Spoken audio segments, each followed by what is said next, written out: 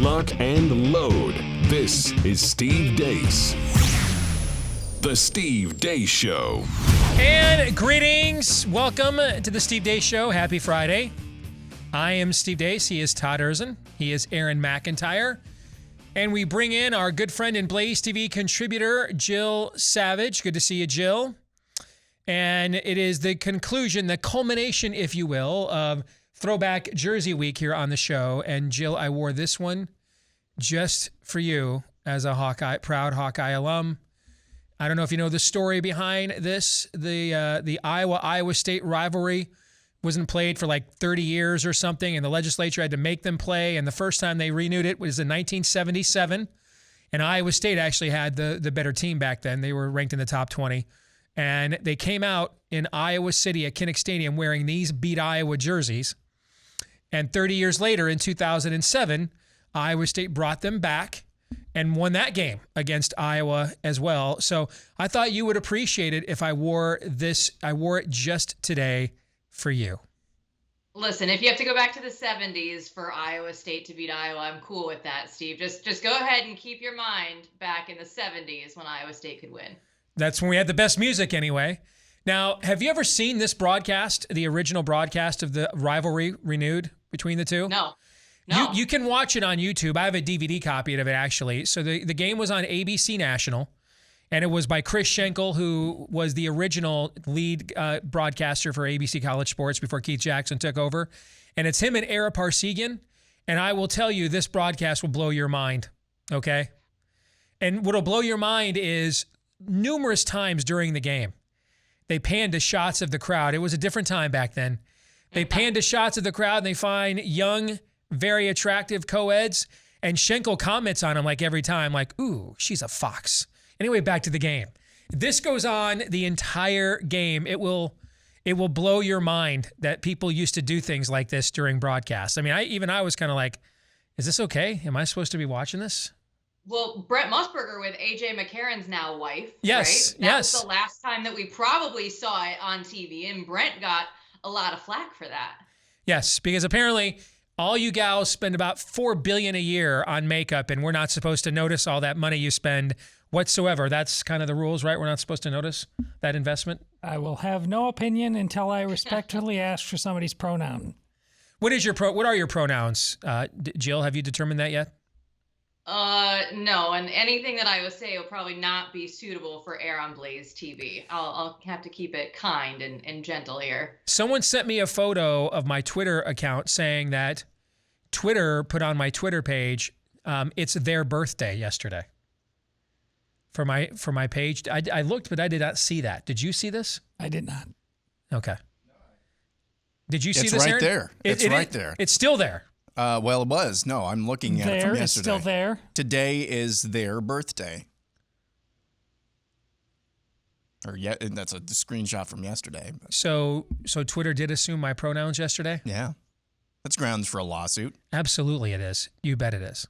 It's grounds for a few other things that maybe I better not say, along the lines of what Jill was just talking about. So we have the Deace Group coming up here in just a matter of moments, and then we will get to Feedback Friday in the next hour of the program as well.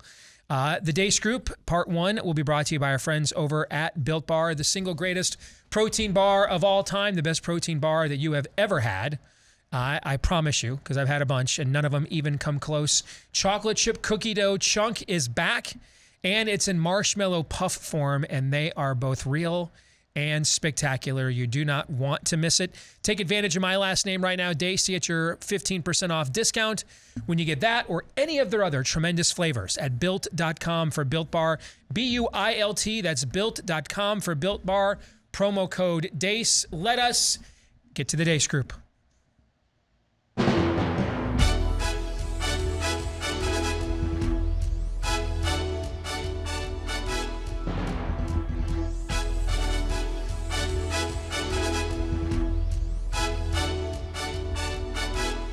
Your weekly look at the week that was begins, as it always does, with issue 1, Bleep, Lord Nefarious Says.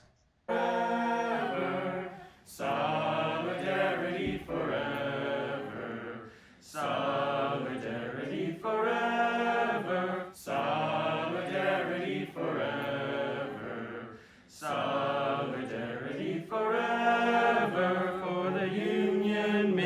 Now, I'll confess, in the work that we're doing, we have found that not everybody is prepared to hear about justice and equity in the context of transportation. As if transportation is somehow uniquely immune to the impacts of patterns of exclusion and racial injustice that have touched every other part of our society. So I just want to make clear, we're not the ones looking for culture wars. We're just trying to do what's right, healing the broken places in our country. Stand up, fight back! Okay. Stand up, fight back! Guys, it's a real-life NPC. Can you say anything else? I'm a trans gay man. Yeah, I think folks have kind of covered the blockers and hormones, but I'll talk about surgical care a little bit. In terms of masculinizing top surgery, I think 12 is the youngest who's had surgery through our program. And in terms of general reconstructive surgeries, we haven't had anyone under the age of 18 have phalloplasty or lymphoidoplasty, but we have had a few patients starting 15, I don't think surgery actually happened until 16 that have had vaginoplasty. I'm a doctor, and apparently the state of Texas needs to reconsider what it considers child abuse. 80% of trans youth have admitted to having thoughts about unaliving themselves, and over 50% have actually attempted it. And these individuals, denying them care that we know is life-saving is child abuse.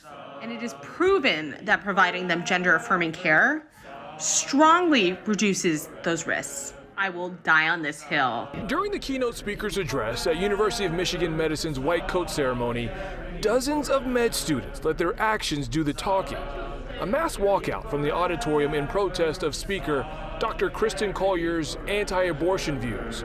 Solidarity forever. Well, if you're across the South and you're in the middle of this wave, what's going to save you right now is Paxlovid. But once we get through this wave, during that law, you should get vaccinated and boosted because we do believe it will protect you, particularly if you're over 70. I knew these vaccines were not going to protect against infection, and I think we overplayed the vaccines, and it made people then worry that it's not going to protect against severe disease and hospitalization. It will. We know now, 2.5 years later, that anywhere from 50 to 60% of the transmission occur from someone without symptoms. The insidious nature of spread in the community would have been much more of an alarm, and there would have been much, much more stringent restrictions. I am Kamala Harris. My pronouns are she and her. I am a woman sitting at the table wearing a blue suit.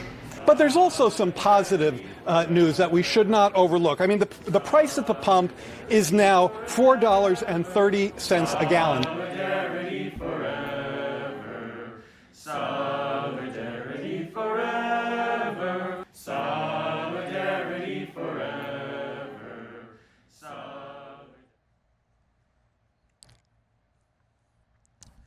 How many people just tuned out? I did. I mean, that was grating, is what that was. So, Jill, let's go to you. First question, what was the most demonic thing that you just saw?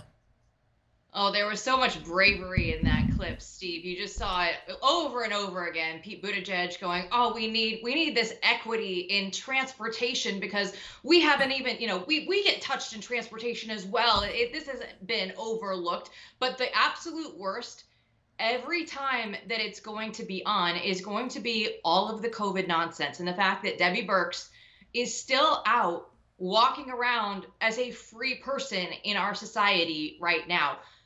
She comes out and admits that she knew at the beginning that the vaccines did not work the way that they told all of us that they did. And we go back to week 2 in college football season last year, because that's how you and I remember things. That's when Joe Biden came out and said, if you have over 100 employees, you have to get the vaccine. It's mandated for you. And it's still mandated for our healthcare workers and our military members. Looking at where we are now, knowing all of the info that we have, your special with Sarah Gonzalez and Daniel Horowitz this week on The Blaze was phenomenal. But just seeing all of the info that you guys have at your fingertips that you're sharing with all of us, and to go back and contrast that with what Debbie Birx has come out and said as she's going out there and promoting all this stuff for herself, it's unreal that we live in a society that just doesn't care. Case in point, latest statistics from the United Kingdom's Office of National Statistics finds yet another week, several in a row, in which deaths were 12% excess deaths, non-COVID related excess deaths, 12% higher than they were a year ago. Anybody have a innocent and benign explanation for that by any chance? No? Neither do I. Todd. So much to choose from. In the same clip there, I'm not shocked at all about Birx, but Neil Cavuto, go to hell. You have been slurping this stuff from the beginning. And there the guy who got COVID while being jabbed, by the way. Yeah. And you just saw it earnestly. Symptomatic COVID while being jabbed, actually. Yeah. You have after declaring the miraculous potion, getting told this, you'll just slurp this one down too. You're not like, wait, come again? Which makes me think none of this was a shock to you. You knew exactly what she was going to say. You're running interference for it. Yes, even on Fox News. Preach. You disgust me. Either you're wrong then or you're wrong now. And honestly, that's such journalistic malfeasance. I don't care how long you've been there, Cavuto, you should be fired.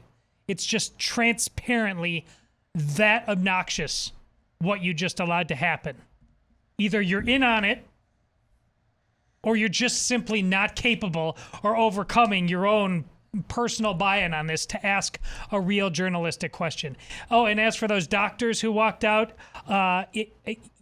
if you can't sit still for an alternative opinion within that atmosphere, you should not be a doctor. You are going to kill somebody because of your biases, one way or the other. You're just simply not capable of practicing medicine. But lastly, it's me.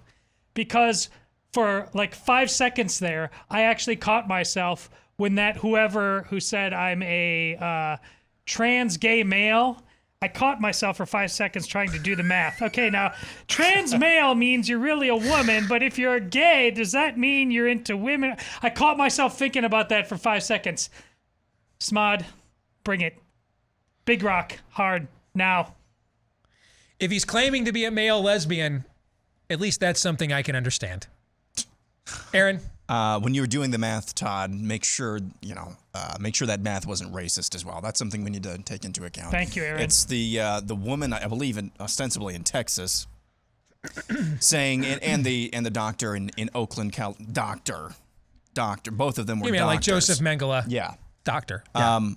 Bragging about cutting the breasts off a 12-year-old girl, as well as castrating and performing meatball surgery, creating a permanent gash in 16-year-old boys. I'd like to brag about cutting them off from society. And then the woman who says that same type of meatball surgery is a hill that she'll die on because it's gender-affirming care. These people I'm willing to allow that to happen.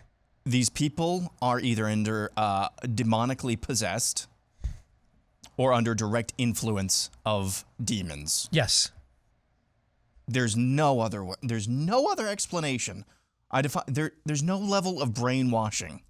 No level of brainwashing that I'm aware of anyway, where you can, with such sincerity, and then with the guy from Oakland, I don't know, I'm assuming genders, the guy from Oakland just, matter-of-factly, yeah, we chopped the breasts off a 12-year-old girl, and we created a permanent gash in a couple of 16-year-old boys. There's no level of brainwashing. Exactly. There's no level of brainwashing that explains that. It's just demonic. Exit question. On a scale of 1 to 10, with 1 being how many times Lindsey Graham probably took the monkeypox vaccine this week, and 10 being how many times Lindsey Graham risked exposure to monkeypox this week. Rank this week's level of total depravity, Todd. As I said earlier this week on Twitter, we're about 5 minutes away from a Vogue photo shoot of a monkeypox orgy, so it's a 10.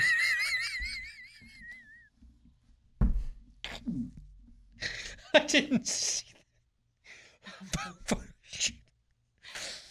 What are they flinging? What are the monkeys flinging at the monkeypox orgy, do you think? Hey, man. I'm not the photographer. Is the photographer's name Ask Annie Schlong COVID? Yes. Photos by Schlong.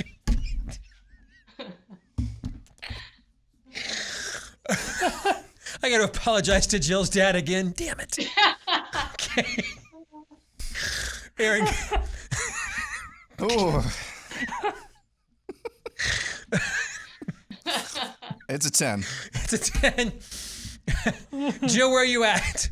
That's a solid Lindsey Graham 10 right there. You bet. He likes a solid 10. I'm sorry. I got to stop. I've got to stop. Oh, man. It's just terrible.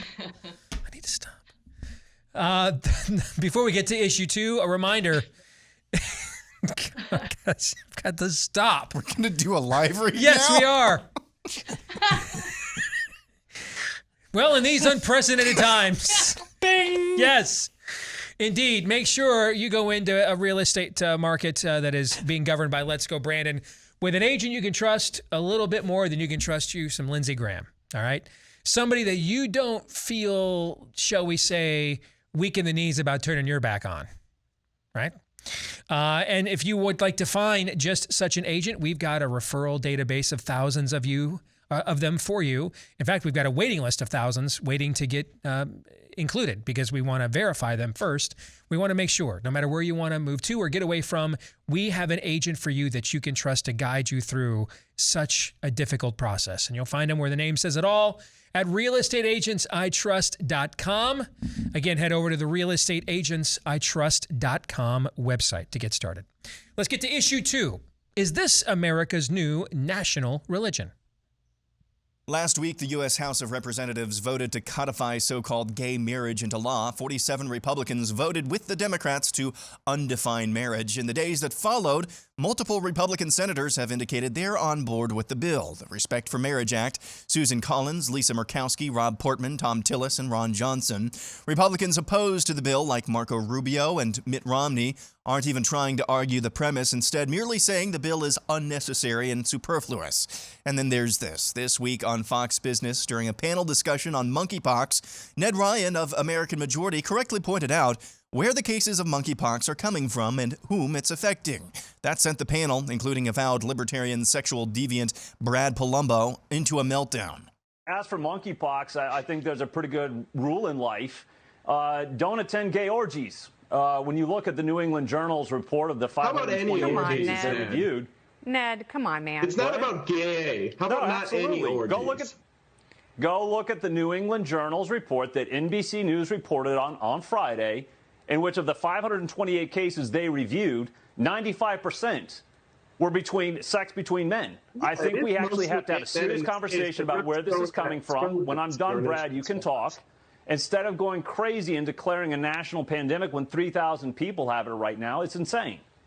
I don't know, man. You don't have to be gay to get monkeypox, and you don't have to be bigoted when you talk about treating something that is that easily spread, Marie. It's not bigoted. Yeah, it is. This is science, Kennedy. 95% of the cases from the New England Journal. You know what? Let's get to the first question. Todd, we'll go to you this time. True or false? The rainbow jihad is America's new national religion. Of course. And the proof is in my second go to hell to a Fox News personality, Kennedy.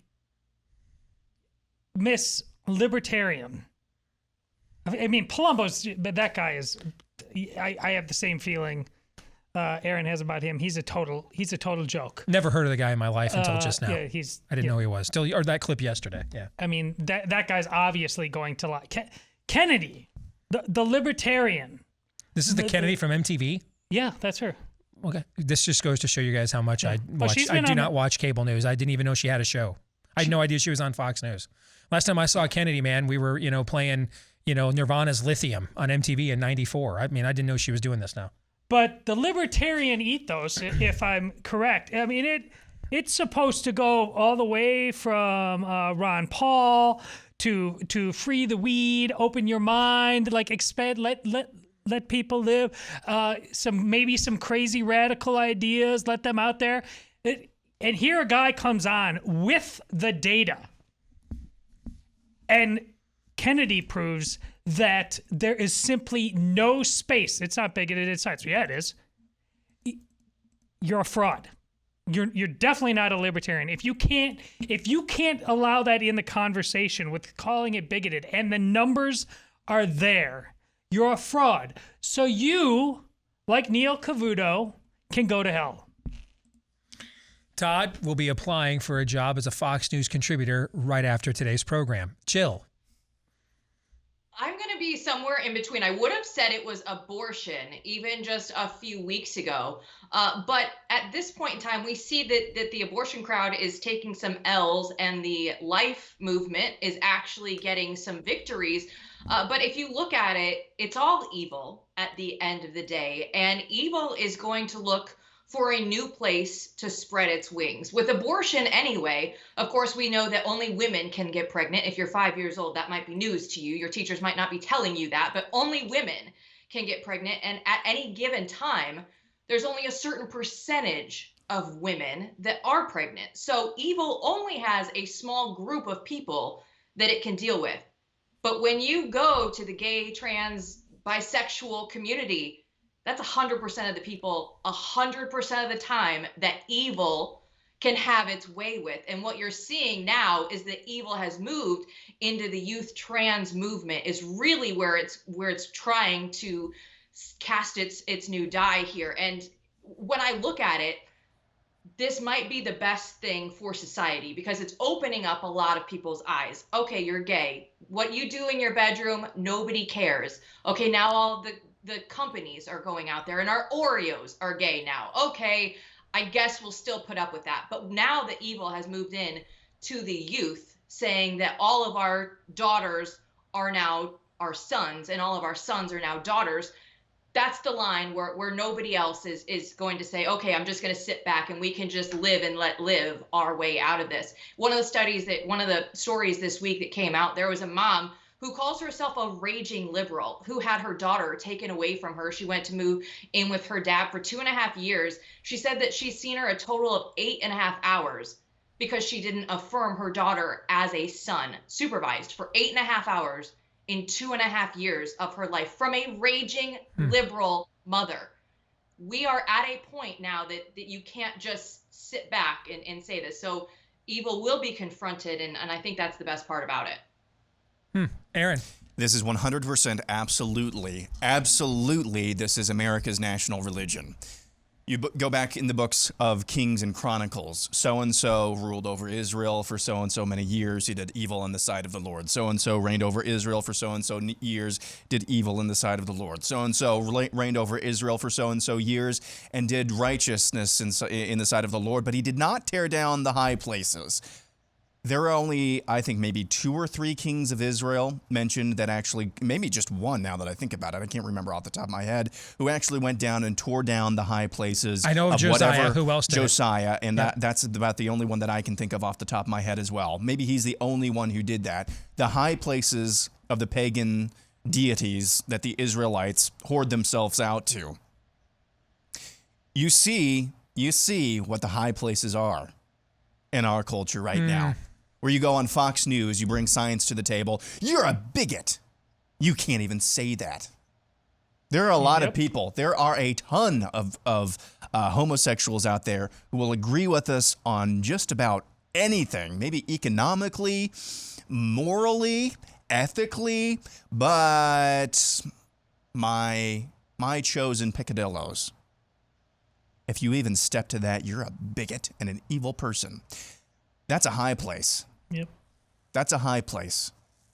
And when you have people, and surprisingly, Mitt Romney is opposed to the bill, but they're not even arguing this. Hell, Ted Cruz, he said, I guess he said recently, Obergefell is a terrible precedent. Yeah, that's true.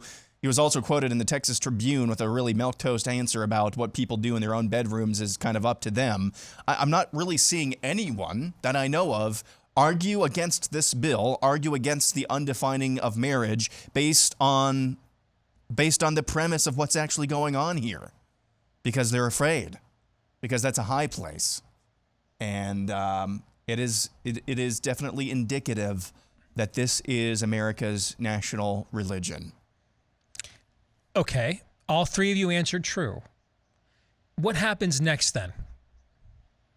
I mean, I cannot think of a culture in human history that this was true of. Bedouin cultures had quiet acceptance of homosexuality and pederasty, and we saw that with Muslim generals who would bring their boy toys to the front of the Crusades, but I mean, it wasn't societally endorsed, right? The Greco-Roman culture was notoriously lascivious, and especially when it came to same-sex behavior. But and Nero once tried to marry a male slave in the Senate, but it also wasn't something that was completely decreed, even in the era of Caligula, as an institutional month of celebration for it. I don't know that any culture in human history. Well, then you answered your own Okay, question. so then what happens next to us? If we all said that this was true, what happens next to our culture then? You just answered your own question. We're going to find out. Todd? I'm desperate on this front. I don't think there's a way out short of an extreme level of judgment that I can't possibly fathom or don't want to. Jill? As Aaron always says, it's the snapping back of the rubber band. That's what we're going to have to see is everything gets so far, we cross the lines that nobody is going to say, okay, we can just sit back. You have to then confront it. People are now going to be in that position where they have to make a choice. And I hope that there are enough of them that are going to go out there and make that choice that we would like to see. Let's get to the exit question so you guys have time to answer it here. If the odds that Pete Buttigieg will be on the Democratic presidential ticket, top or bottom, in 2024 were one of these song titles, which song title would it be, and explain why you chose that answer? A, You Got Another Thing Coming by Judas Priest. B, Don't Stop Me Now by Queen. Or C, Can You Feel the Love Tonight by Elton John. Did you guys see a common strain there? No? Okay. Which of those do you think it would be, Todd, and explain why? I will stick with my guns on what we talked about either earlier this week or last week. I think it's going to be You Got Another Thing Coming by Judas Priest. Even He's out polling Joe Biden in New Hampshire right now. Yeah, I know. And I was the guy who was trying to convince you how many years ago that he was legitimate. Right. And he was like, no way. Now I don't, it seems too on the nose now. But I feel my knees wobble as I say it. I mean, if it happens, it would be because of what I believed 4 years ago. I think after the manipulation that we've seen of Biden, I think they want something a little bit more capable of being aggressive. All right, Jill, what do you think? Don't Stop Me Now, from the conversation that we had, Steve, when I was back in Iowa sitting in Todd's chair, when you said, stop thinking. If you go through and you have Kamala Harris and Pete Buttigieg, that's the ultimate liberal ticket. That you hit all of the different boxes. There are so many boxes that they could check. So I think for that reason and that reason alone, because they don't care anymore about the policies. They're showing us right now, look at the poll numbers. Are they changing course? No, they're just shoving it down your throat. They don't care what you think. They don't care what we think. They're just going to do what they want to do. And Pete Buttigieg, don't stop me now. I'm with Jill. Don't stop me now. Okay. So what's the counter to this then? Donald Trump, it's clear he's gearing up for 2.0 here and a run in 2024. And he laid out a vision for that run earlier this week. We will take a look at it and share our thoughts on that and more as we continue the Deace Group here in a moment.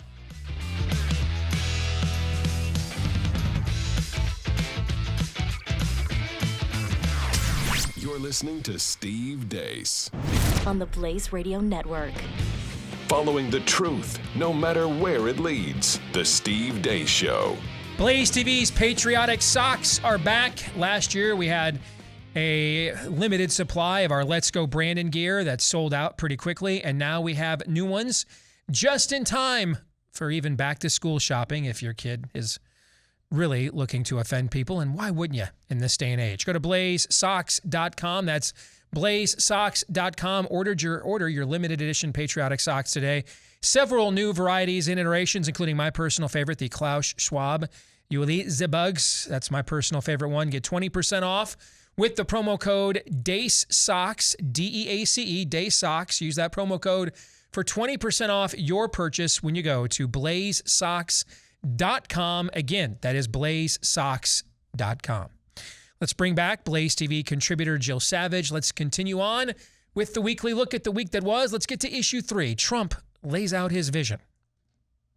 Donald Trump spoke at the America First Policy Institute this week. And I'll tell you what, if I were ever, I'd be the greatest women's basketball coach in history.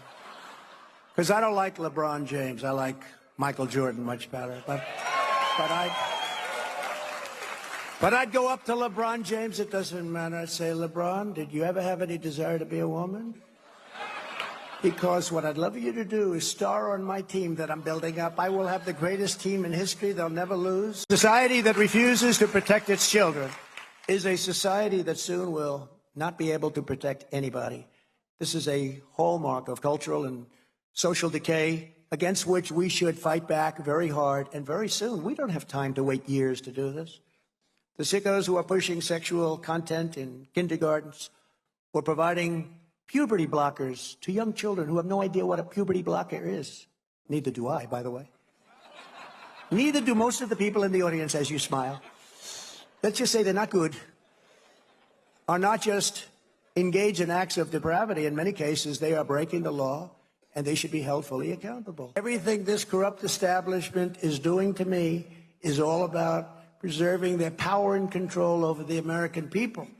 They want to damage you in any form, but they really want to damage me so I can no longer go back to work for you.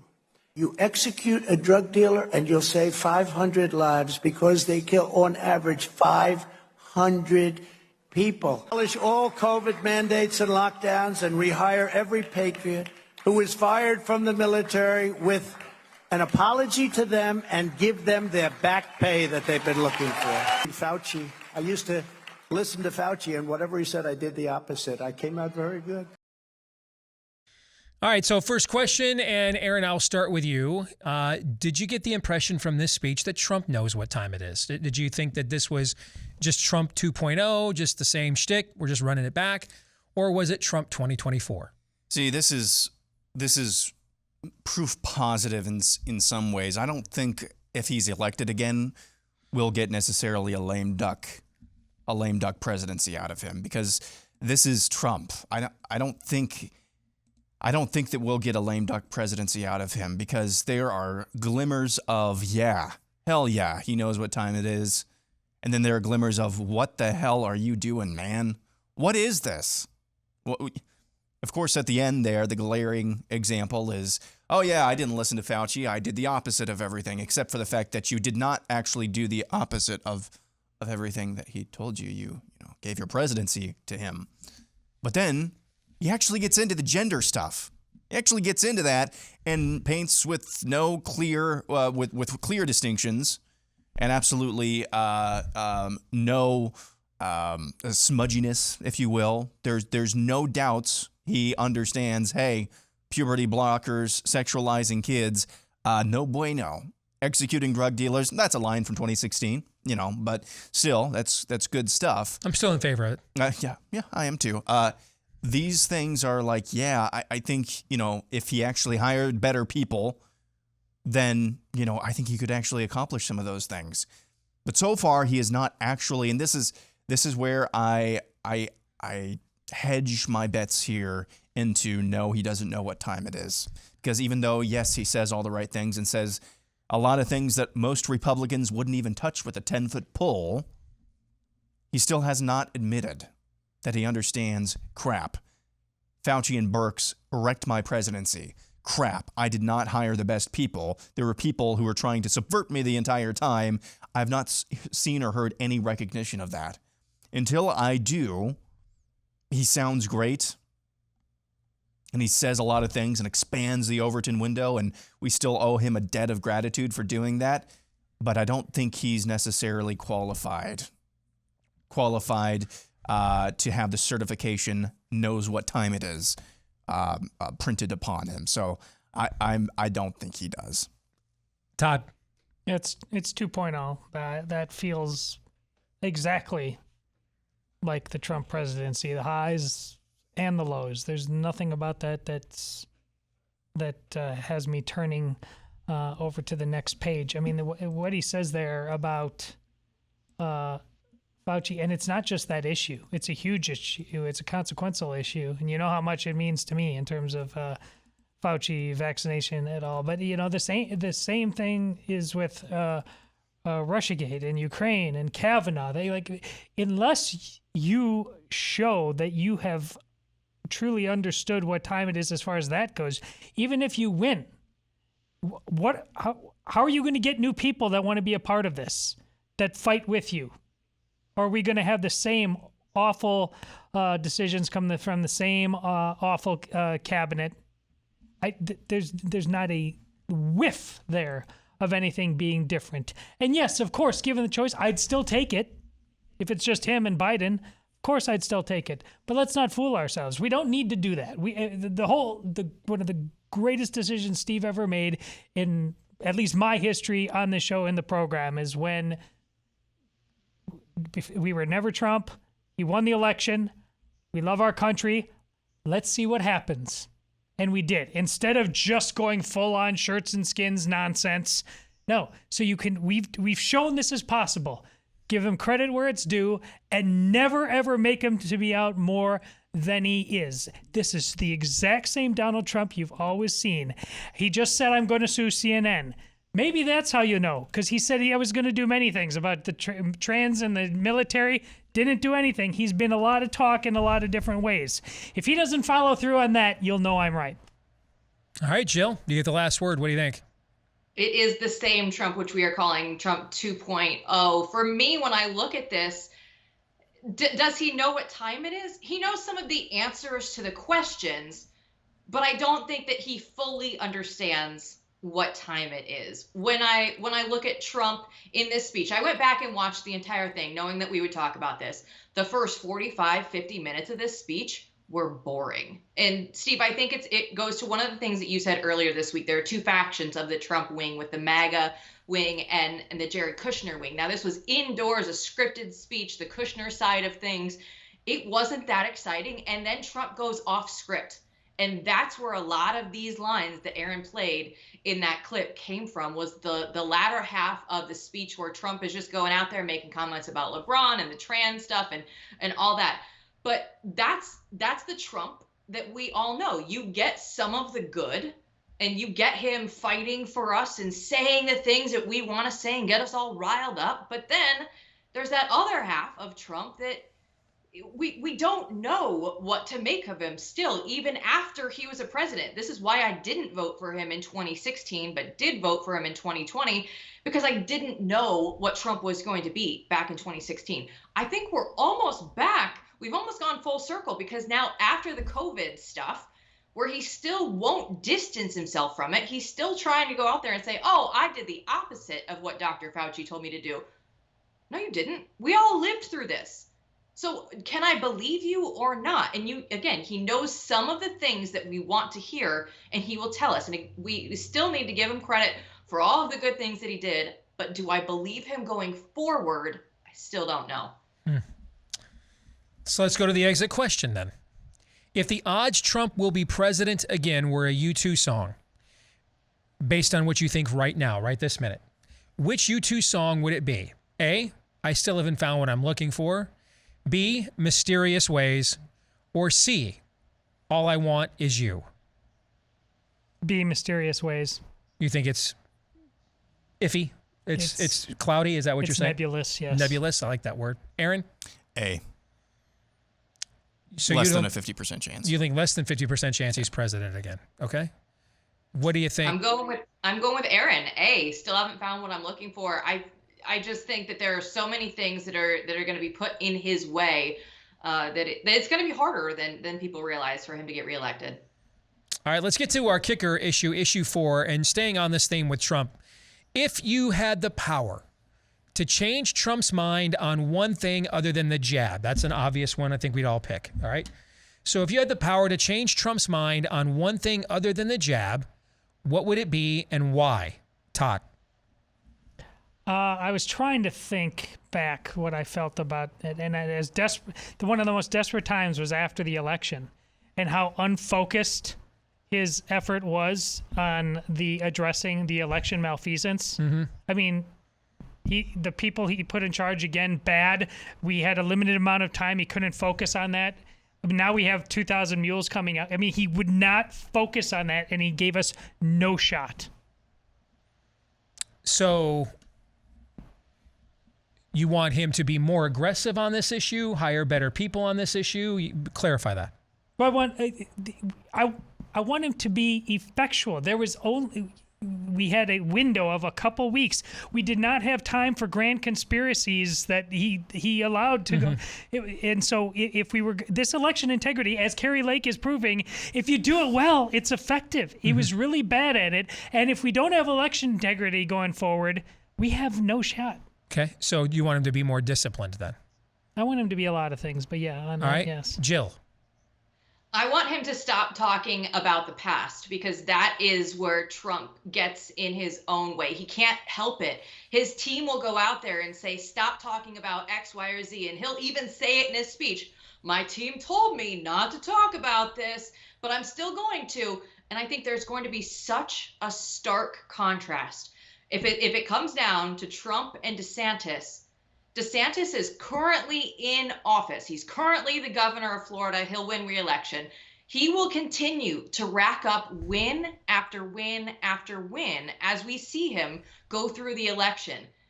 Donald Trump is going to be Bruce Springsteen glory days. Hey, guys, remember what I did for you? Yeah, the economy was great. We had cheap gas prices. Everything was good. But it's going to be so distanced from what we have now. And DeSantis is going to be currently saying, oh, I just did this last week, and this is what my agenda is for next week, and here's what I'm going to be able to do for you. I think that stark contrast will be very big between those two men. Aaron. Sean Hannity really isn't a person you need to take advice from. That's a good one. Yep. Not to sound self-serving, but when you're discussing Trump, it's impossible to come across, by comparison, as more of a narcissist. So I'm going to run every major hire within your campaign apparatus and your administration by May. Every major hire. I want a chance privately to interview, talk to, size these people up. Hire none of these people without my approval, and I'm willing to be on the record and take the heat for that. None of them. Hey, did you read the Axios article? Yes, I did. Came out? Yeah, I did. Because that kind of reminds me of, I have a plan in place for all of the staff that I'm going to go in and cut through the deep state. I mean, how hard is it to say? How hard is it to say? Fauci's a bastard. Birx is a wench. I should have fired them when I had a chance. Ray's a loser. I should have never hired him. And I'm gonna put them all in jail when I get reelected. How hard is it to say that? Now that should really worry you. If a guy like Trump, if even he won't say it and do it, why? There's no good answers. There aren't any good answers. I agree. All right, let's get to our predictions. Aaron, you go first. In red states with major Division I college football programs, in the coming years, you will see an inverse relationship to the amount of money tithed and given to local churches and the size and cash flow of the so-called NIL collectives. Attaboy. What a prediction. Attaboy. What a prediction. So they're going to tie to their true church in other words? Roll Tide? Aaron's picking up, but I'm laying down. That's not the Real nice. NFL preseason Hall of Fame game prediction I was expecting from you, but I like it. Already made that one. Jill. We will be forced to go all Bo Bergdahl and trade for Brittany Griner. The Russian arms dealer that we've had since 2018 is the one currently on the table for the trade for Brittany Griner. The communists, they love the destruction, and we release criminals every day. So why not do this and let everybody on the left win? I completely forgot about Bo Bergdahl. Remember how that was like a crisis for like 6 hours? Lots happened. I know. I completely had forgotten about that name. Speaking of the glory days, I mean.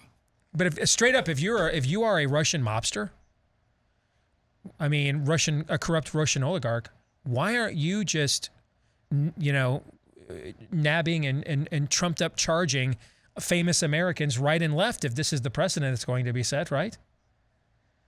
Thanks. Todd. There should be a righteous lawsuit being planned right now by the likes of Oregon State, Washington State, who may very likely be left out of a Power 5 conference, relegated to Mountain West or something like that. I hope they sue the hell out of somebody for breach of contract. Is that a vent or a prediction? Both. All my predictions about live golf football are both.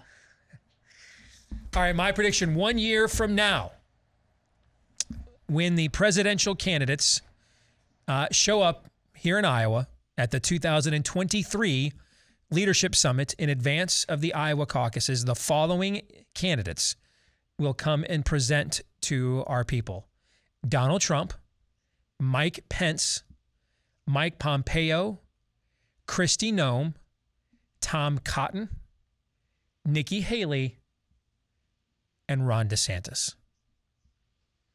I think that those 7 names will be who comes to present at the Leadership Summit a year from now. Thoughts, Todd? Yeah, I can see that. It's just the Leadership Summit is a very good place. It's a testing ground. Yeah, put your finger in the air without being overly committal. So yes. Jill, you have a 10-second thought on that? Nikki Haley doesn't need to bother showing up with what Tucker Carlson said about her at this year's Family Leaders Summit, but she's still going to anyway. Always good to see you, Jill. Thank you, man. Or woman. You too. Have a good weekend. All right, thank you. All right, we'll come back. Feedback Friday is next. Stay tuned.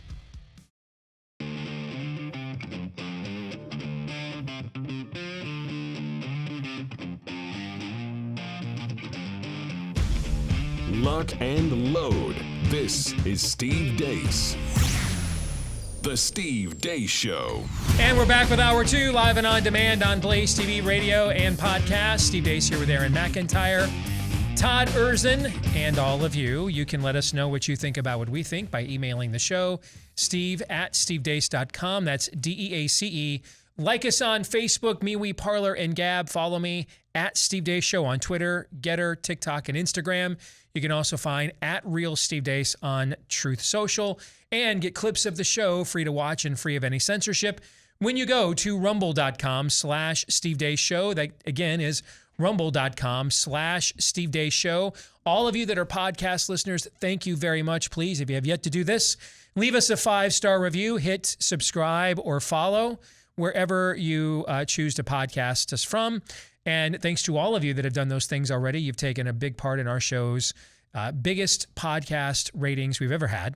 And also, if you've got a question that you'd like us to consider for a future Ask Me Anything, and if you drop it into your 5-star review, you'll go to the front of the line for consideration for the very next AMA. So keep that in mind as well. Also, keep in mind that I like to talk about my underwear. I mean, I like this stuff. I mean, I guess it's now officially 49-year-old underwear. Meaning I'm now 49 years old. The underwear's not. You making it better with each attempt at this? Let's just... Tommy John makes really good underwear. It's all I wear. There you go. Okay. So, I have multiple pairs. I just don't wear the same one. Okay. This is why we don't do Manscaped. Just read the line, son. Read the line. Thank you. I've got multiple pairs of Tommy John. I like it so much that after they gave me a few free pairs to try, I'm like, I'm in. That's the only underwear I have bought over the last 2 years. And they've got cool stuff for the ladies as well. If you want to try it out, their cool cotton Tommy John Apollo underwear is phenomenal. That's the stuff that I wear. That's why they've got over 17 million pairs sold and thousands upon thousands of 5-star reviews, because it is indeed the best underwear you'll ever wear, or it's free, guarantee. Right now, get 20% off your first order site-wide. 20% off your first order site-wide when you go to TommyJohn.com/Steve. That's TommyJohn.com/Steve. Shall we go to the inbox? Yes. Yeah. All right, let us begin. This note is from John, who says, fundamental transformation of America checklist. Redefine God, check. Redefine life, check. Redefine choice, check. Redefine murder, check. Redefine education, check. Redefine marriage, check. Redefine family, check. Redefine gender, check. Redefine Democrat, check. Redefine assault weapon, check. Redefine good, check. Redefine science, check. Redefine executive power, check. Redefine democracy, check. Redefine borders, check. Redefine facts, check. Redefine history, check. Redefine equality, check. Redefine rights versus privileges, check. Redefine justice, check. Redefine Republican, check. Redefine elections, check. Redefine the military, check. Redefine conflict of interest, check. Redefine liability, check. Redefine vaccination, check. Redefine safe and effective, check. Redefine speech, check. Redefine information, check. Redefine supply chain, check. Redefine debt, check. Redefine recession, check. Redefine population, work in progress. Redefine capitalism, work in progress. Redefine law enforcement, work in progress. Redefine national sovereignty, work in progress. Redefine personal property, work in progress. Redefine energy, work in progress. Redefine meat, work in progress. Redefine freedom, work in progress. Redefine happiness, work in progress. Again, that is from John. So you're saying there's a chance? They're not all the way done yet. And the red wave is coming. Mostly dead is still partly alive. The red wave is coming. The red wave is coming to save us. Oh, bug porridge again? Don't worry, little Timmy. The Republicans will save us. That's right. You won't be eating that bug porridge forever. God bless Just wait us, until the next everyone. red wave election. Did you see Robert Downey Jr. selling bugs? Yeah. That about broke me. I mean, I was so broken by that I couldn't even comment on it. It just about broke me. That was literally like et tu brute when I saw that. Really? I couldn't handle it. So thank you for reminding me of it. I appreciate it. Well, you made me listen to that list. Touche. Larry and Vicky Clemens write, we learned recently that the wife has been diagnosed with breast cancer. I'm sorry, brother. Would have caught it earlier, but annual mammograms were delayed by COVID. As you've shared multiple times with what they are doing to us. Thank you guys for being a light in a dark world. I don't even know how to reply to that. I just chose to share it just as another reminder.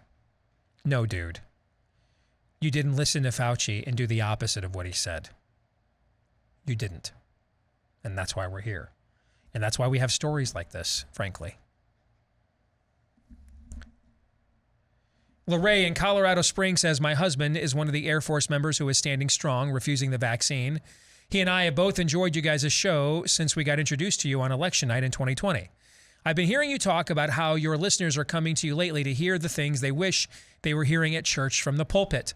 And I feel like I'm one of those people. Our church holds to biblical truth and preaches the word, but something seems lacking over the past year or so, given how our country is in such crisis right now. I feel very conflicted about what the role of church is when it comes to politics. Should they talk about it? Avoid it? What is the balance? Thanks for taking the time to read this. Keep doing what you're doing to radicalize the people. So, Lorraine, these are all excellent questions. And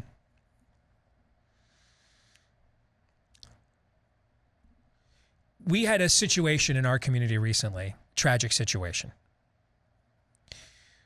where a boyfriend was dumped by a girl and showed up out of his mind at a church, opened fire, killed her and her friend, and then killed himself, right? Yep.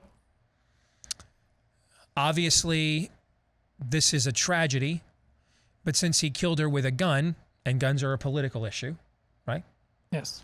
He also committed murder, which is a crime, and murder would be he would be held accountable for that crime by a branch of the government, the executive branch, right? They would charge him, they would arrest him, and then the judiciary branch, another branch of the government, would try him. They can't because he took his own life, but presumably they would try him, and then we're back to the executive branch of government again, would then enforce that guilty verdict if it was indeed pronounced upon him, right? Right. And so these are all also political entities as branches of the government, right? And many local churches here in our community, including my own, had no issue whatsoever with addressing this tragedy from the pulpit and talking about it, right? Right. Even though it clearly has political tentacles, right? Right. So when they talked about it, did they do so, though, in a way that politicized the tragedy? This is why we got to get rid of guns. I mean, not in any churches we would go to would they do that. But this was clearly something that had political undertones, if not overtones. But it was also addressed at the same time. You see where I'm going with this? Mm-hmm. I think we are, and you're asking the right questions, Lorraine, but I think when we ask the questions this way, we let our pastors off the hook. Because we are agreeing with the presumption that there is no way to address this without allowing it to become, these issues, without allowing it to become politicized. We just did a segment where all of you agreed the rainbow jihad was America's new national religion, right? Right. So let's take that to its most logical conclusion. If we're going to effectively codify that into law, do you really think that states like California, New York, et cetera, and I'm not talking in our lifetimes, I'm like talking in this time, like right now, will there not then be clamoring to turn around and deny nonprofit status, tax-exempt status to churches who will not alter their definition of marriage and morality? Because obviously we wouldn't offer tax-exempt status to the Klan, right? Sure. We wouldn't offer tax-exempt status to neo-Nazis, right?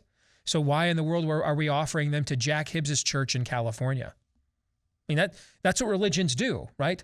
Religions seek to remove rival religions. We've done the same thing. That we call it apologetics, things of that nature. If we don't want people believing in Islam because we think it's a dead, fake, false religion, and you'll go to hell if you believe it because you'll die in your sins. They'll do the same thing, right? Except they'll do it with the coercive force of government, right? Mm-hmm. And so therefore, could your very existence as a church become a political issue? Or is it just an issue of right and wrong? See, I think when we allow things of clear right and wrong to be defined as political issues on any level, we then give the pleated khaki pastor an out. The question is this a Bible issue? That's the question. Is this an issue the Word of God says you have a responsibility to confront and speak out on, and has provided examples of that occurring? That's the issue.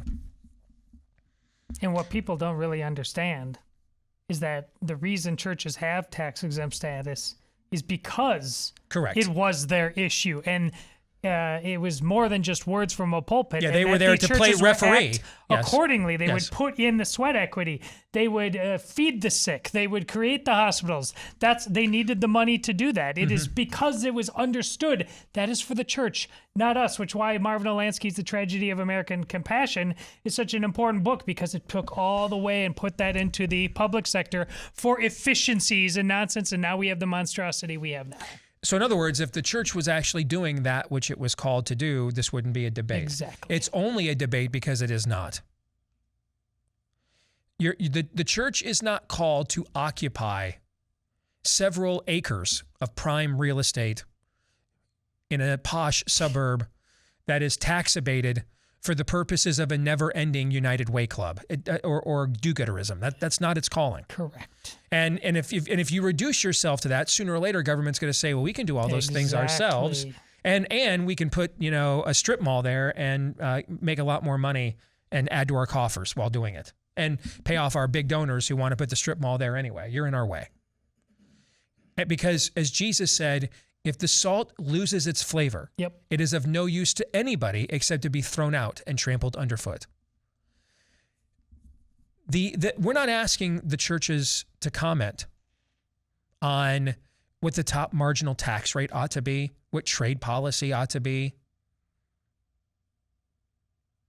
We're talking about things that are clearly demonstrated morally within the Word of God, which is why we have these moral positions as believers.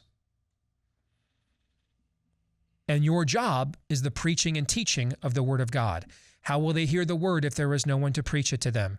Faith comes by hearing, the hearing of the Word. It is impossible to please God without faith. I just gave you 3 separate Bible citations on what I'm talking about. So, no, we don't want churches to speak out, become politicized on political issues. The issue is they think essentially anything that might create friction with the culture is a political issue, and it's not. And the other great irony here is if the church does not occupy that space, then politics will, and then these things will just be politicized.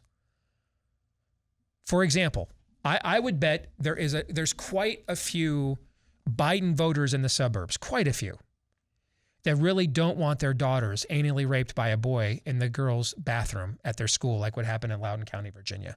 Quite a few of them. But see, the problem is because their suburban megachurch didn't depoliticize the issue by clearly speaking about what God says is right and wrong, how he made us, how he created us, and that this is without exception, and that this will be enforced regardless of what the political winds of the day say. You will not go against the kingdom of God. You will face great punishment for doing so. You will suffer for doing so, beginning with the pain that will be inflicted on your own children, because that message was not preached. That suburban mom may not want it, may not be comfortable with it, but she won't say a damn thing to her school board about it because that would mean going against her real religion, politics. So when the church vacates this space, nature abhors a vacuum. Something will occupy this space. Something will. So if the church will not occupy the space of, we are the umpire here, we're the referee here. We call penalties, we call fouls, we call balls and strikes on what the Word of God says matters, and then on matters that the Word of God says don't matter, you guys figure that out amongst yourselves. You've got institutions for that. Our churches won't do that. And so therefore, these issues are just strictly politicized now. Our politics have now entered into that void. Now you've got to be like a religious Republican, apparently, are the only people left in America that think it's a bad idea to put boys and girls in locker rooms together. That's not true, actually. It is not true. But it will be politically the truth because we won't violate our political alliances and orthodoxies to stand for the truth, because there is no institution in this culture that is in that void saying, that's true, I don't care who you voted for, that's true. That's false, I don't care who you voted for, that's false. And if you voted for that person for that, you're false. And if you voted for that person because it's true, you're true. Period.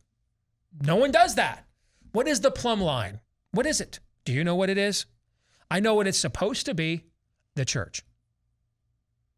We don't have a plumb line. So everyone just does what is wise in their own eyes, and so now it's all politics, it's all politicized.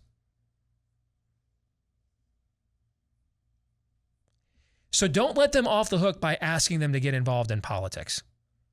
Tell them to do their divinely ordained job. Preach the full counsel of God and apply it to the things that challenge it in our day and age and in our own lives. That is your job. It is not to build sprawling campuses or multi-campus ministries, because apparently no one else in the suburb next to you could possibly be anointed enough to preach the word. So we got to put you on a video. Hologram pastor. No. Plant churches. Don't franchise them. Did that answer the question? Yes. This part of the show. Do you like it? I love the thought of our advertisers listening to the show, and when there's a segue like that, some of them like white knuckling it. Is this going to be us this Please time? don't let it be mine. This part of the show brought to you by our friends over at Home Title Lock. Don't get the shock of your life like a recent real estate agent or like a real estate agent in Arizona did recently. Went into work, looked at the MLS to see what was new on the market, what's trending, and realized that pad looks a little familiar. Oh, that would be where I live. And I didn't put a sign in the yard before I left, so what's going on here? Well, they found out the hard way that they were victims of home title fraud, and then they found out that their mortgage lender and their homeowner's insurance cannot protect them.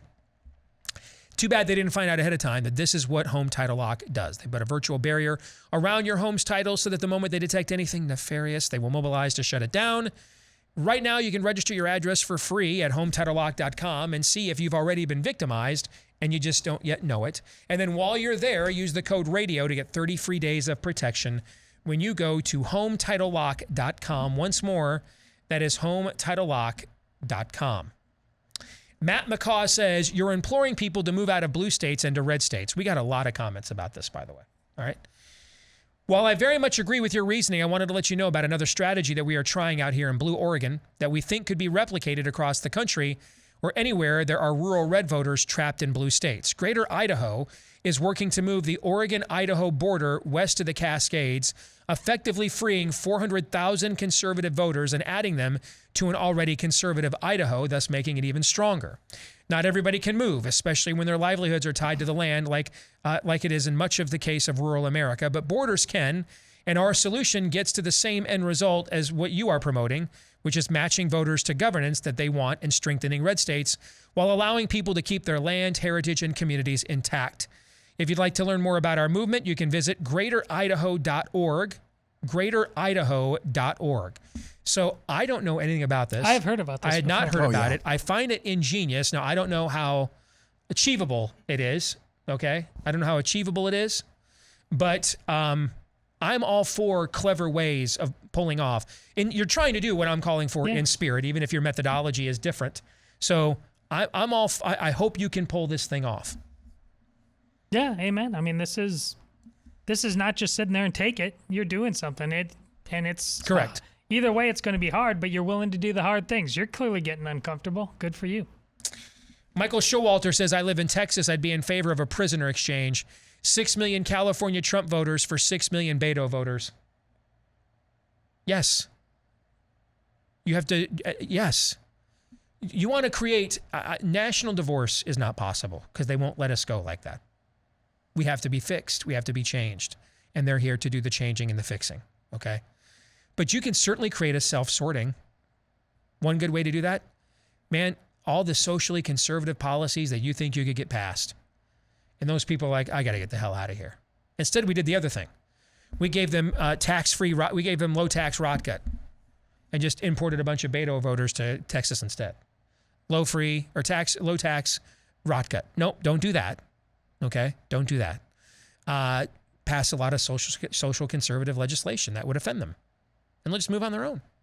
I'm all for that. I fled LA back in 2018. A friend of mine was going through hell in the bizarre LA family court system with her totally insane reality TV producer ex-hubby. I told her repeatedly to get out. I offered to let her use my Florida beach home as a launching pad to reestablish herself. She didn't listen. And then COVID hit. All of the things I warned her about and then some came true during the California lockdown and the vax lunacy. I warned her about the dangers of the jab. She never took it, but her ex-hubby triple jabbed their 9-year-old son without her knowledge or consent, contrary to the terms of their divorce decree. So she called me out of the blue, very upset, wondering whether I would recommend challenging him once again in the lunatic LA family courts. I wanted to laugh at this notion, not at her, but at the silliness of what would be a normal proposition in any other normal state or jurisdiction. Steve, I didn't laugh out loud. I waited to find the somber tone that I needed to tell her, I told you so, but with a more compassionate word choice. I remember telling her, if you challenge this in court, a lunatic LA judge, because they're all lunatics, is far more likely to punish you for resisting or objecting to your 9-year-old child being jabbed with the COVID jab than actually defending your child. My friend is now waiting for the jab bioweapon to reap its destruction in her child, all because she failed to get out of California. Let her story be a lesson to everyone. Their ideology kills. Get out before it kills you or the ones that you love. That is from Mark. Preach. Kevin Zwirko says, we'd love to have true conservatives here in North Carolina so we can get Lieutenant Governor Mark Robinson elected governor to help us with policy and a veto-proof majority of Republicans to force their hand one way or the other. North Carolina Republican leadership, quote, it's not always the right time to do the right thing. I feel like tearing my garments and crying out. Right now, we are getting a lot of rhinos and Dems fleeing New York, New Jersey, Pennsylvania, and major liberal cities. They love the low taxes and nicer people, but agree with using preferred pronouns, all of the politics worldviews that are adjacent, and see no connection between the two cultural disparities and why they moved. My wife and I confront and get into difficult conversations all the time to plant seeds and wake people up, but we need help. So move here. You're right. The time to act was 10 years ago. Please advertise for our state. Move here. And I was just there. It's a beautiful state. Move there. Get the hell out of California. Go there. That's from Kevin Zwirko, former United Airlines pilot who refused the poison mandate. I got a lot of notes like this. A lot.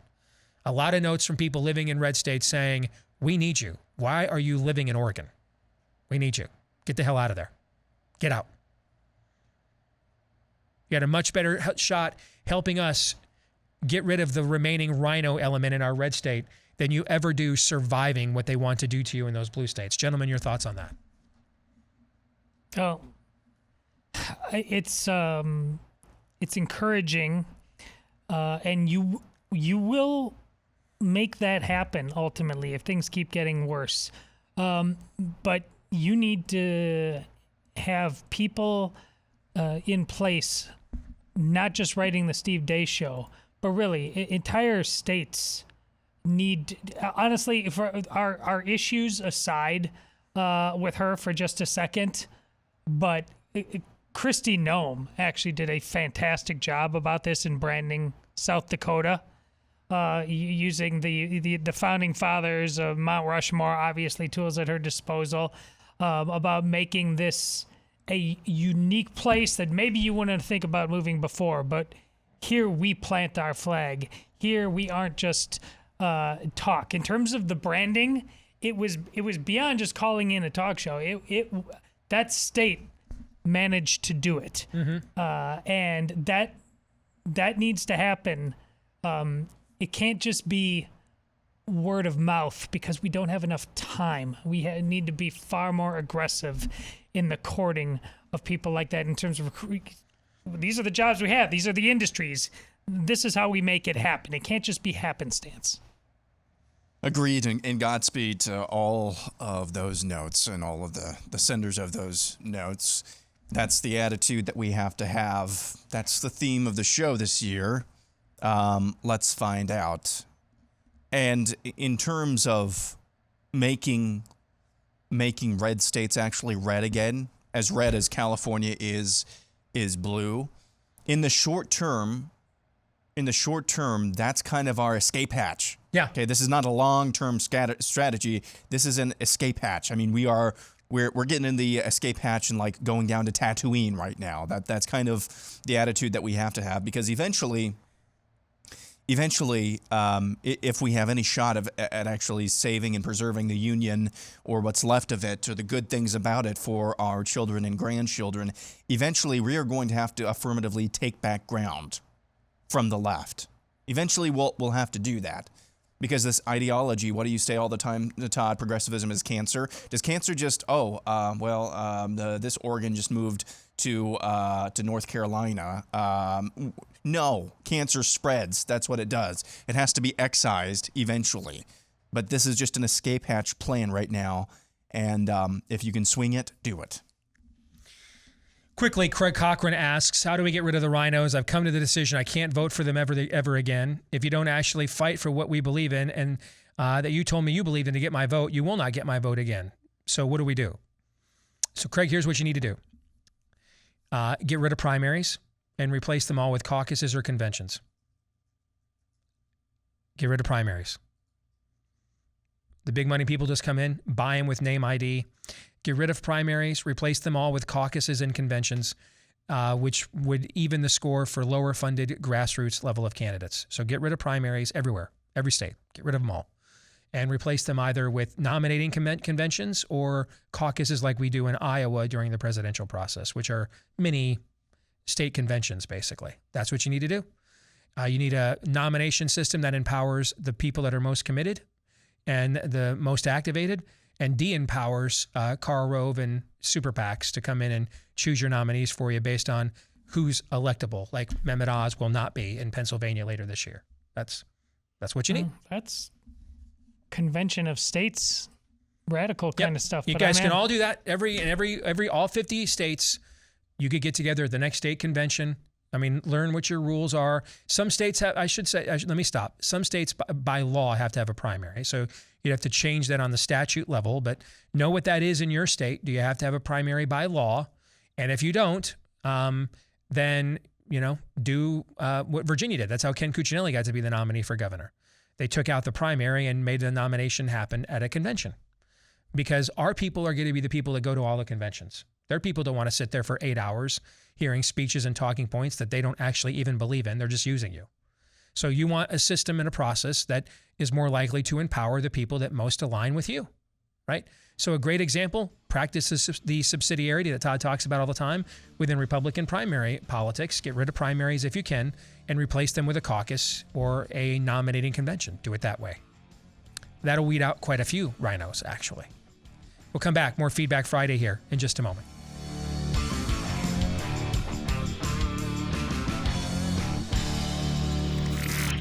The truth, straight, no chaser. Steve.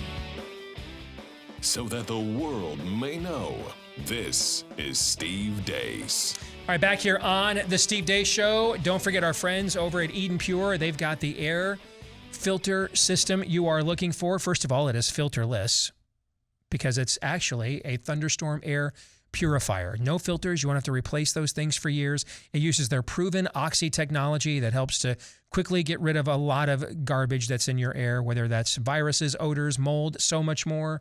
And that's why they have sold over 250,000 units already, because these things work very well. And I've seen it, smelled it, felt it, breathed it, do really well in my own home as well. They sell them in packs of 3. So when I tell you you'll save $200 and it'll cost you less than $200, you're like, whoa, $200 for an air purifier is pretty steep.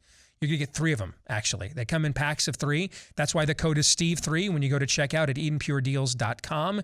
EdenPureDeals.com. Use the code Steve3 and you'll get $200 off, and they'll throw in free shipping as well.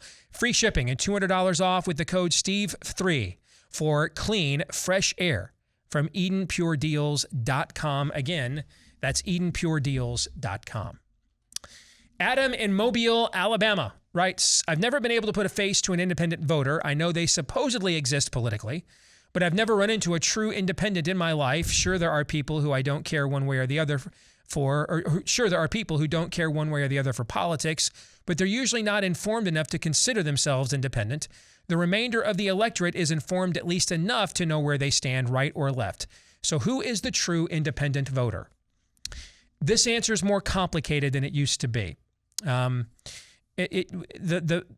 This used to be a fairly simple process. Not easy, but simple.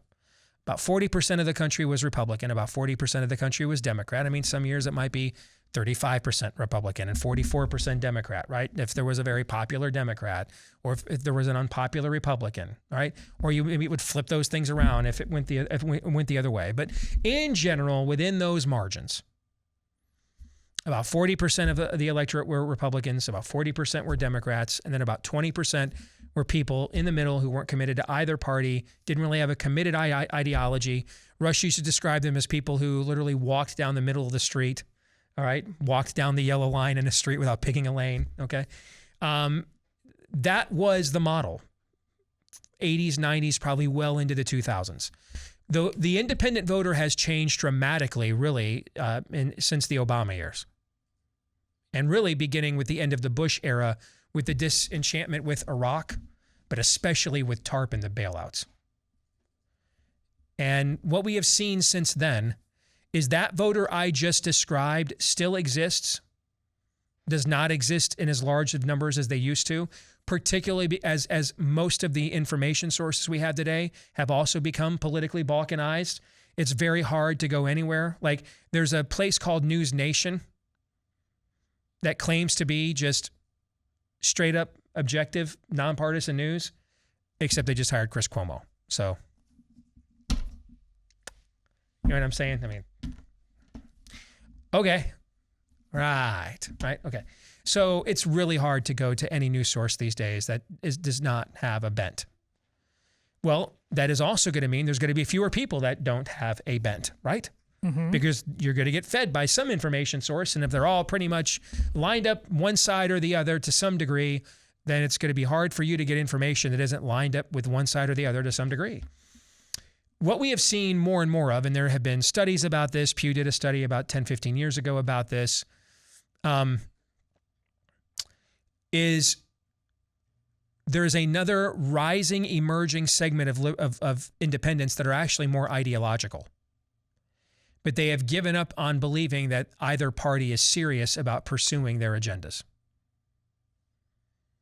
So like if you're on the left, a really hardcore Bernie bro, and you just think in the end, Democrats just use your language to get elected, but in the end, they're corporatist grifters, and you would be right.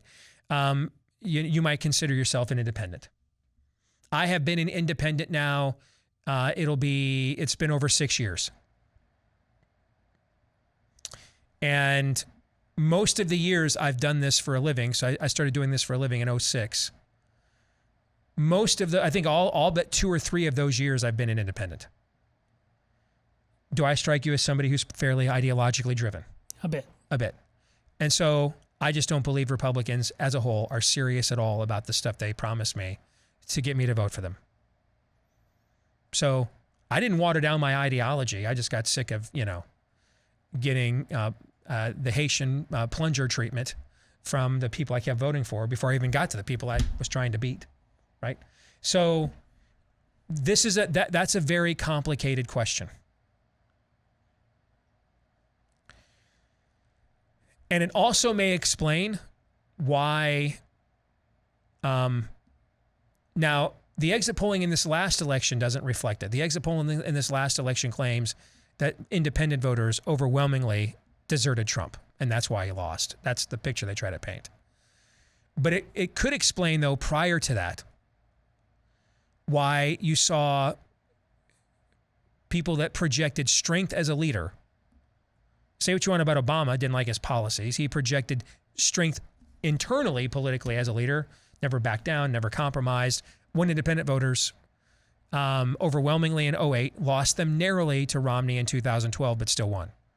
And then Donald Trump won them in 2016. So this is a complicated and evolving answer to your question.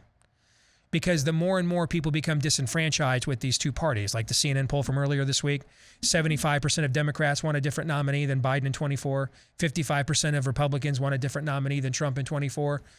The more and more people become disenfranchised with both parties, the more and more, and we've already seen it this cycle, the ranks of independents have swelled. But I don't think it's because they're the mushy middle.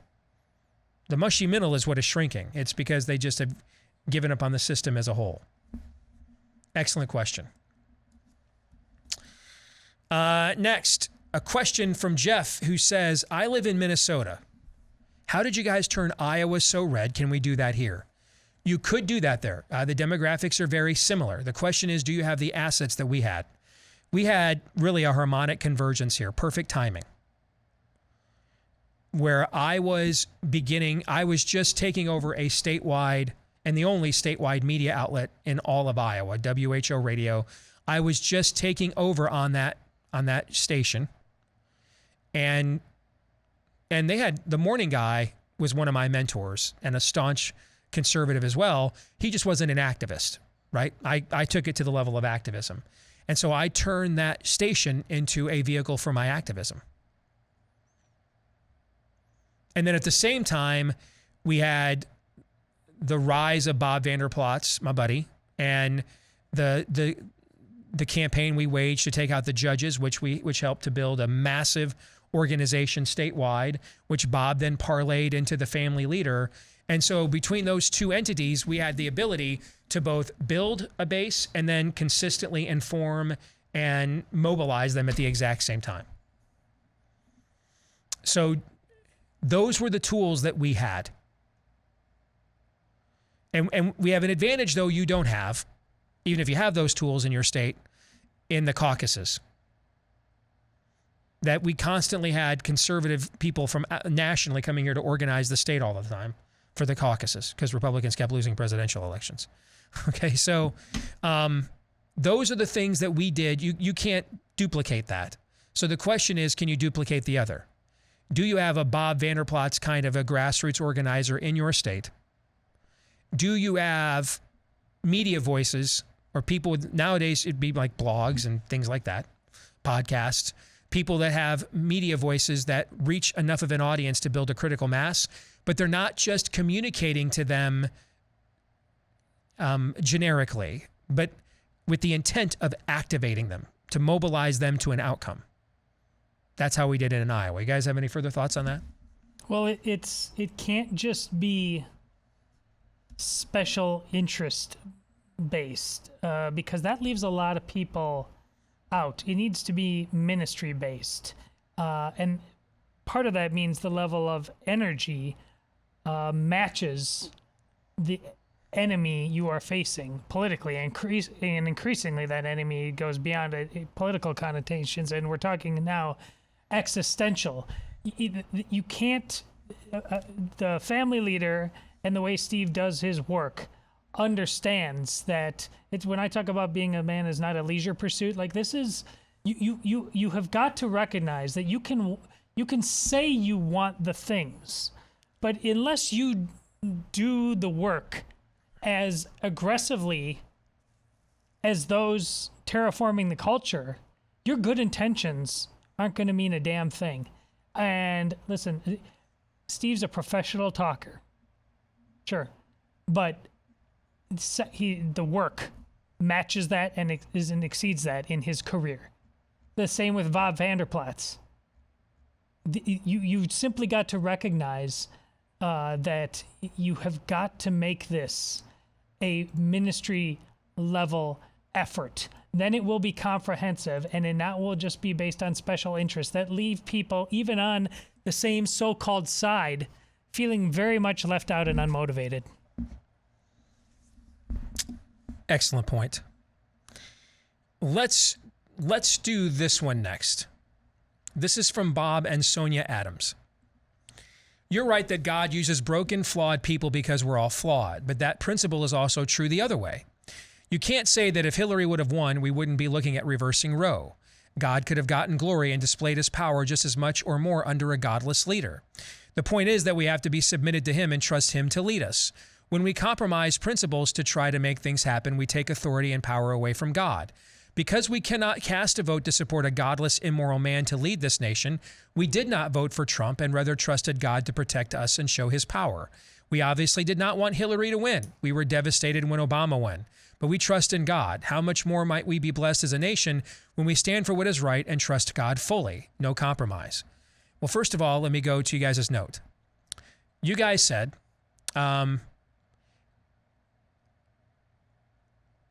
you can't say that if Hillary would have won, we wouldn't be looking at reversing Roe. God could have gotten glory and displayed his power just as much or more under a godless leader. That's exactly what happened.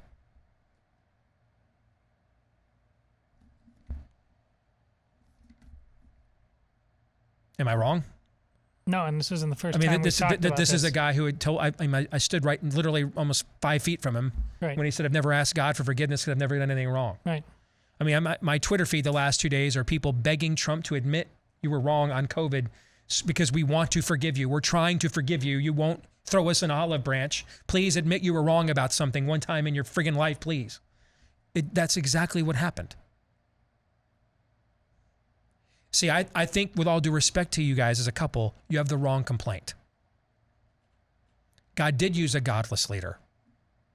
Trump has a God of his own devising.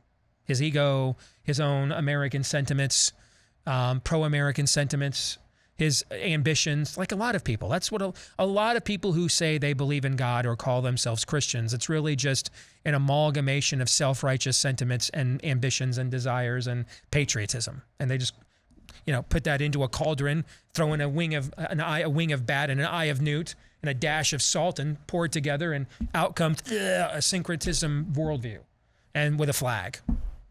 God did use a godless leader. He used Donald Trump, who by his own admission is godless. So he did that. He did do that. So I think your argument is you're arguing the wrong thing. The argument was that Trump was presented to you as something that was not godless. Meaning, if we're gonna debate this, debate the right thing. The deceit was not voting for Trump. The deceit was framing and packaging him as something he is not to justify voting for him. At some point, Bob and Sonia Adams, one of you acted on your own impulse to ask the other to marry you. And then the other one acted on their own impulse to say yes. I would guess you guys just didn't sit waving a candle and incense, homina, not until the Lord literally picks us up from this position and literally places us in a sanctuary in front of a pastor will we make a commitment. You guys made a decision. I'm sure you prayed it through. I'm sure you felt confident in prayer. You made the right decision, and it sounds like the Lord has blessed you for that decision. But at some point, though, you had to act on the day of the wedding. Someone had to make the decision. I will go into a car. I will drive to the event. I will say I do. Right? Right? Yes. Okay. So are you each married to the only perfect person on earth? Of course you're not. Therefore, somewhere on earth, there would be someone who is more righteous than the person you are married to, right? Someone more patient, someone more attractive, someone smarter, someone more faithful. Unless, of course, you guys are claiming now you're popes and infallible. I'm guessing you're not. Meaning that somewhere along the line, there was a better human being than the one you are married to. Which means, congratulations, you are married to the lesser of two evils. This is the fallacy of the lesser of two evils. It blows up our minds. It warps our minds both ways. On one end, it tells us we can do whatever we want, and because we'll compare it to the worst thing in the world and justify it. But on the other end, it'll tell us, well, we won't do anything. We don't have to do anything because God will just magically make it happen. He will through you. God did magically make Roe versus Wade disappear through a godless man named Donald J. Trump. That's what he did. Now, we don't do evil so that good will come. We're not God. And if that's your argument, I don't disagree with you. But the reality is, God did use a godless person according to your own argument. The deception was you were sold that he was not because he hung out with Paula White, who's also godless. Let me repeat. One of the wisest things this man, Steve Deace, has ever done is humble himself to the fact that after Donald Trump won and beat Ted Cruz, the guy that Steve had worked day and night to get elected instead of him, Steve opened himself up to this very notion. Okay, I don't see it, but I'm going to hope for it and I'm going to pray for it. Amen. That's it. Amen. Before we get out of here, final reminder about our friends over at Rough Greens. It's the supplement powder you mix in with your pet's food, and with that one simple act, you have likely restored to your pet and his diet all the good stuff that was taken out. For the same reason they take the stuff out of the people food, mass distribution and mass consumption. And that's why we take so many supplements these days as people, and now there's one for your pet. Try it now and see if you don't see a difference in your dog in 14 days or less with the free Jumpstart bag from Rough Greens. It's free. You'll pay for the shipping, but the bag is free when you go to roughgreens.com. RUFF for roughgreens.com. Or you can call them at 833-ROUGH-DOG. That's 833-ROUGH-DOG. Or again, roughgreens.com. Gentlemen, great job this week. Enjoy your weekends. We'll see everybody again on Monday. Until then, John 3:17. This is Steve Deace on the Blaze Radio Network.